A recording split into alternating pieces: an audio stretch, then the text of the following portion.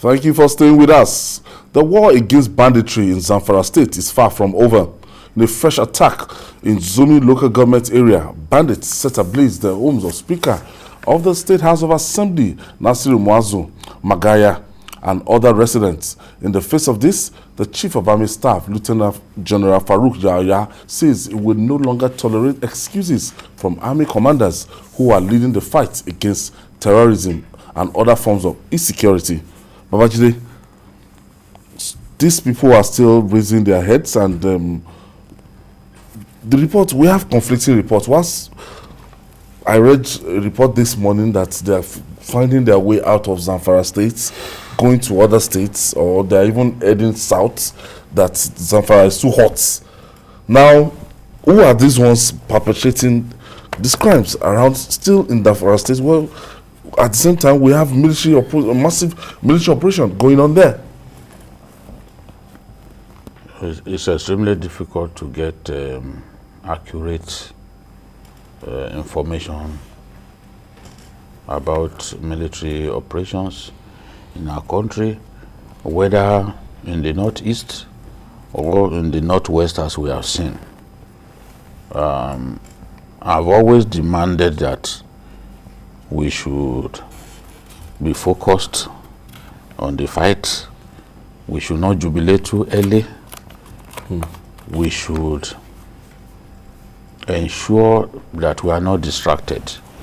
I know that our people are very excitable people. People want victory at all costs. And when stories that have to do with setbacks happen, it doesn't make our people happy. They want to read only about successes, successes, successes. But people who are familiar with this kind of warfare, they know that you cannot always have successes. There will be setbacks. The Nigerian army cannot always win. You can't win every phase of a battle. There will be some phases of that battle that you will lose. There will be setbacks. This is what I've been preaching for some time now, especially after we began this operation in the northwest. Because when I started reading, in fact, somebody who was giving me information said, within 3 days, this whole thing should be over. And I'm like, 3 days? Are you kidding me? 3 days? As if, you know, we have this magical wand. If we do not stem the extreme optimism, we will eventually even distract ourselves. It is not possible, even when the enemy is being defeated, there will still be some setbacks. Soldiers will still be killed. Civilians will still be killed. People will still get attacked. So let us admit that these things are normal in warfare. Look at Vietnam. There was no phase of the war in Vietnam that America didn't win. But America lost about 50,000 in that war. And their whole society can't stand 50,000 dead in a war. The pressure from home will be huge. So this is the thing. This area, this Zumi area, where the young man, the bandit Truji, is in control, has always been a notorious part of that state. From there, they can move into Katsina. And the terrible thing about Zamfara especially is the size of the forest ensures that these people can move, escape to even as far as Niger Republic, escape to Kebbi, because those forests link one another. Maru local government is the 4th largest local government in Nigeria. Maru local government is bigger than Enugu State, and Enugu State is the biggest state in the north, in the southeast. You can imagine one local government being bigger than Enugu State. You can imagine a local government being bigger than Ekiti State, being bigger than Lagos. That is what we have. So it poses a very big challenge to police. And if you say, oh, bomb everywhere, there is a limit to which you can drop bombs. These bombs cost a fortune. You can imagine buying a bomb for 8,000 euros and you are saying, oh, just drop. You can't just drop them anywhere. Can do that coordinated attack. So many states at the same time. Is why it will take a while. Our people should just be patient. It's unfortunate that this minister, this speaker has faced this problem, and it's not the first time. So our people just need to be patient. They should realize that this is not the last negative story that they will hear. To start saying, oh, maybe they say we are winning. Why? What is going on? This will happen. Except you just want to be reading about lies alone. Setbacks will happen. It's a normal thing. It's a normal thing. So what do you make of the recent attack? Well, the fight against entrenched banditry is going to be a long one. It's going to be a long one. We should just accept that fact. We also have to realize something, that there is progress, unlike what used to obtain when the predecessors of this military, these service chiefs were around. You know, they were complaining, these people are run out of ideas, remove them. We need to commend those who are the helm of affairs now. They are trying. They've started, bombarding these bandits, but they are not going to sit still. The only thing I would just say is that we need to step up on our intelligence gathering, because some of these things can be stopped before they happen. Because we keep seeing this happening. They will happen, but we can stop some of them. I don't think I've ever read that bandits who were on their way to attack a school or were stopped. Were stopped, apprehended. You understand? Were apprehended, were stopped before they did it. I don't think I've ever read that. Okay? So they go about killing people, destroying people, killing security agents. And what we hear many times is, we are on the trail. We are on the trail of the attackers. Everybody that goes to security work knows that, okay, it is possible that they pay the supreme price. It is not uncommon for policemen or soldiers to pay the supreme price. But these soldiers, policemen, should not die for nothing. Now, we commend them for doing what they are doing already. We also acknowledge that we would have certain setbacks. But let us also work on our intelligence gathering so that we may be able to forestall some of these things, able to stop them even before they happen. It took time for these guys to get to where they are now, for them to form the enclave and everything. So dislodging them would certainly take time, because if government had been proactive, as I said, during their formation, by the time, I don't know the work of DSS again, by the time this group, they started assembling their ammunition, started importing things, it was a full-fledged group, said before they started carrying out their attacks, and I don't know how it evolved. Maybe 1 or 2, 3 years, we just started hearing of banditry. Well, they've been there for so long. They've been there. Banditry is not new. I remember even during my service here in Kaduna, bandits used to attack luxury buses on the highway. So some of them were from outside our country. Remember even the civil war in Chad. Some of their fighters, when they are hungry, some of them come into our country and they will start attacking people. So banditry has been there for so long. It's not a new thing.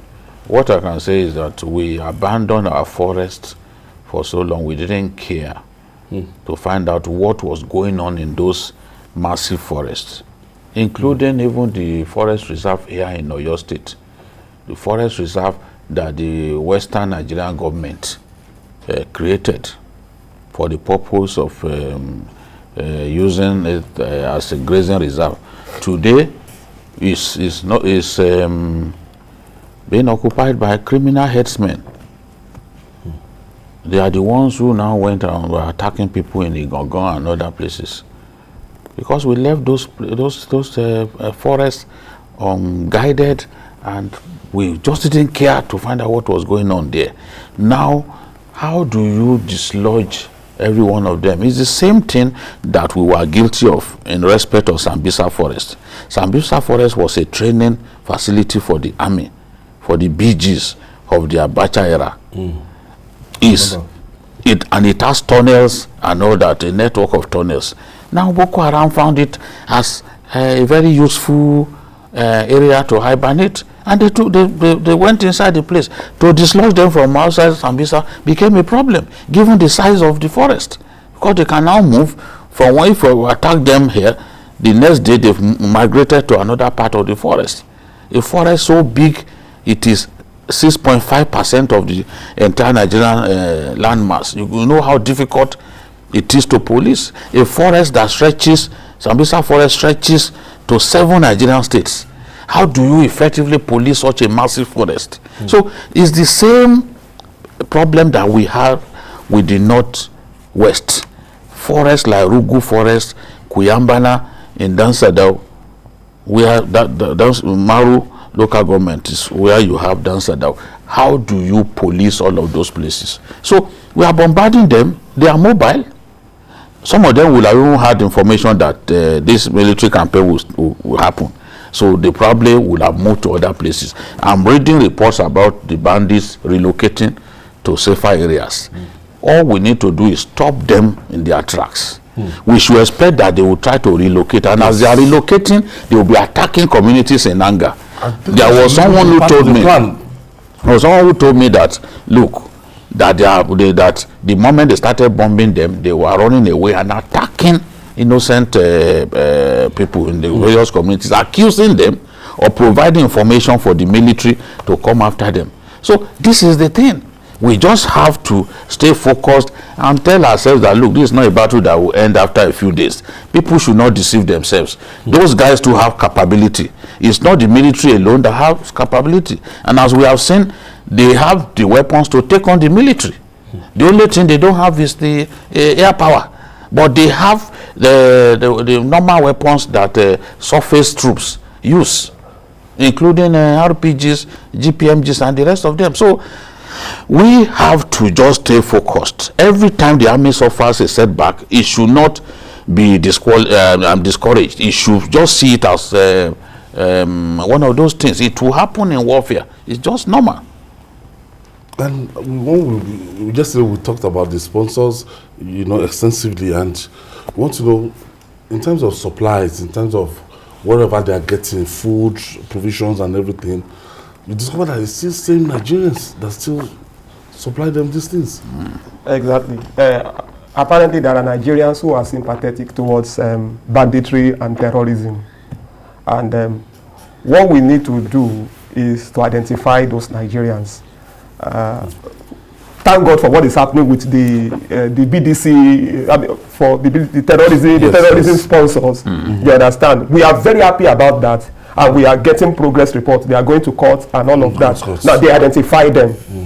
These people, they had a way of transferring funds to Dubai, right? Then from Dubai, the funds will be transferred back to Nigeria. We need to cut their source of funding. We need to clip the wings of the sponsors. These bandits are not even the ones. They are not the brain behind the attacks. They are just foot soldiers. There are people who are making money from the enterprise. Because we've asked ourselves now. Exactly. Those are the ones. 500 million, 600 million due to these people. What has the 500? When you even look at the pictures of those bandits, they look poor, they look scrawny. And what's the impact of the $2 million? They look so haggard. Many of them. I just hope the trial will expose more people. Yes. And we keep hearing. These are not the real people. And they will name and shame them. Exactly. It's not going to be a close thing. Now, even the UAE people have declared some Nigerians wanted. The UAE government, they declared some Nigerians wanted on the basis of terrorism. And it is the issue of sending money to Boko Haram, you know. And then, of course, our own people here, these bandits, there are people supply them with bread. The government has warned that, look, we'll close your bakery. Now, in Sokoto, some were arrested. Taking petroleum products to them, that they were even using boats to convey the product from Sokoto to Issa local government. And in Shinkafi, Issa local government and Shinkafi, they are using a boat to convey foodstuff, petrol and other essential commodities, because now they are starving. The bandits will be able to buy such things at a premium. So people want to make money too. We also want to quickly use that opportunity. I have my first caller. Show is calling us from Lagos. And the speaker, remember this same speaker.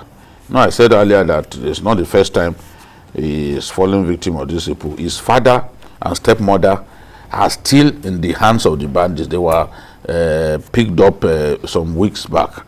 They are still in their hands, and you still went ahead to set ablaze the guy's family home.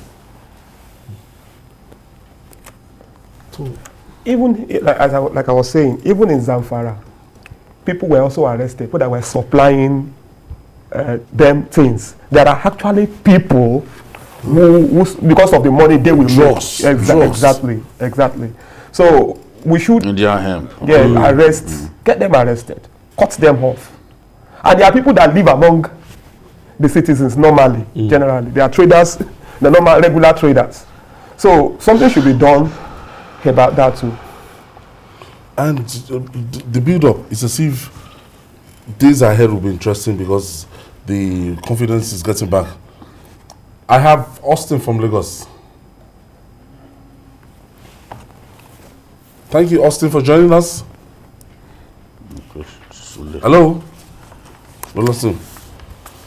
So, the investment of the federal government with time, I think it's time now that it will start manifesting, that the investment on military hardware and some other things. I've been seeing some signs and everything. I think this will boost the morale of our soldiers.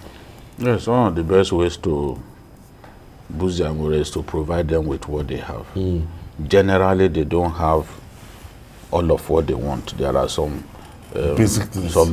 Some military formations that even lack patrol vehicles that are serviceable and all that. So you need to provide all of what they need. That will give them the confidence. You can imagine you're a policeman and your police unit has an APC. You already feel that, look, you have an edge over the aggressor. You will just be waiting, let them come, bring the fight, you are ready. So this is the way it is. When soldiers don't have the tools to work with, part of their motivation to fight is even gone. Because it will seem like you are just taking them to slaughter. We need to have even ambulances. I've seen soldiers with broken limbs, the two legs shattered, and his colleagues were carrying him with bare hands. Once somebody is in such a vulnerable state, you cannot even just carry the person anyhow. He could have even suffered a spinal injury. You can't carry him anyhow. There should be air ambulances that will evacuate people straight from the battle zone. We need to invest in such equipment, and the soldiers will feel happy. Femi is calling us from Surulere.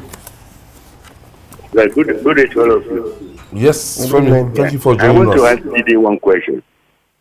Is there no technology to monitor all those large areas? Because I know that we have satellite data that can monitor all those places. And is it possible for us to acquire that thing? Because when these people come, they will come from Sambisa Forest with trucks. And almost 150 kilometers to Guadeloupe, and they go back quickly. Thank you. Thanks. We need to invest in drones. The world over, that's the area people are moving to, countries are moving to. The drones, these days there are even drones that use solar energy. There are drones that can be on air these days for more than a month. You don't need to come down. You don't need to come down. Issue of refueling is not there because it is solar. So Nigeria is investing in them, and I know that very soon those drones will be delivered to us. When they are delivered to us, there's no risk of a soldier dying because the drones will be able to monitor them and then deliver its weapons on them. You can see America. Look at what America did in Afghanistan the other day. They didn't send. They just sent a drone, and the drone got the job done and went back. So drones will help us to defeat criminality in our country. States should also be permitted to even acquire drones. I've heard that some states like Osun, for example, they wanted to acquire drones, but they were told that they needed to take permission from the NSA. What kind of thing is that? You accuse governors that they only take security vote, they can't protect their states. And we have the governors who have made up their mind that they needed these drones. They have to go and take permission from the NSA, who would then say, no, you can't bring drones now. I mean, when we are ready, we will defeat banditry and other forms of criminality. Drones is the modern way of dealing with these people. We should have drones. Plenty of them. All right. I have Uche is calling us from Lagos. Hello, OJ is calling us from Lagos. Thank you for joining us, OJ. Okay. We'll take this break. When we come back, we'll talk more. Stay with us. Thank you for staying with us. It's still Journalist Hangout reaching you from TVC News. I have Babajide Kolade to tell you in the house and Paul Dada. And Paul, the Chief of Army Staff, has given read like a riot act to the army commanders that you guys have to get results. The riot act was very, very, very necessary. Very, very necessary. When I read it, I loved it so much. And I like the way it talked off. Because people must begin to take responsibility for the area they control. Here he said commanders must seize initiative and commanders must take initiative. They must take decisive actions to defeat the threats in their respective area of responsibilities. I will not take or accept no excuses. I will not take or accept no excuses. Gentlemen, failure is failure irrespective of the circumstances. I spoke like a general. It is not the Chief of Army Staff that will go to every area and start fighting either banditry or terrorism. So the people who are controlling those formations, the areas, they need to put on their thinking cap. What can we do to forestall these attacks? What can we do in the area of intelligence gathering? How do we interface with the people in the community? How do we even interface with them to help us detect those who are supplying these criminals with the things they need, the things that make them thrive. So they need to start thinking. How do they stop? How can they even get intel about those who are supplying weapons? The route those weapons are coming through. Okay, I have joining us Sule Yao Sule. Thank you for staying with us, Sule. Yes, Tayo. Good evening. How are you? Fine, very well. We are talking about fishing out those who the sponsors of banditry and co. Apart from that, there is another category of people that the government should be concerned about. That is, those who help these bandits to hide their loot. Remember, 2 or 3 months back, in this program, I raised an alarm that Kano is being invaded by some people with huge sums of money buying property. And they came with cash, raw cash. Nothing was done until recently, in fact, just this week, that the Kano state government came up with a law banning sale or giving rented houses to people who are not known. Why did it take government so long to act? Remember, 3 months ago, I raised this concern because people engaged in property in Kano complain that some strange faces are coming with raw cash, huge raw cash to buy properties. And if you add 1 and 2, you can comfortably come up with a theory that this must be the proceeds of banditry. Yeah. Scary. It is because they don't use the banks. The amount involved, they collect raw cash. Even if it's 100 million, you must pay cash. So, and how do they then keep this money? They have to tie the money down with landed property or something like that. So more or less money laundering, another form. So it's something that we really need to be worried about. Some of them will convert the cash to dollars because dollars will be easy to move around. And now, you know, so that is what we are going through. We just hope that things will get better. And the chief of army staff and his colleagues, service chiefs, they've done well. They are united. They are unlike their predecessors, and that's why we are getting some results. So we hope for the best, and we will continue to pray for them for success. Right.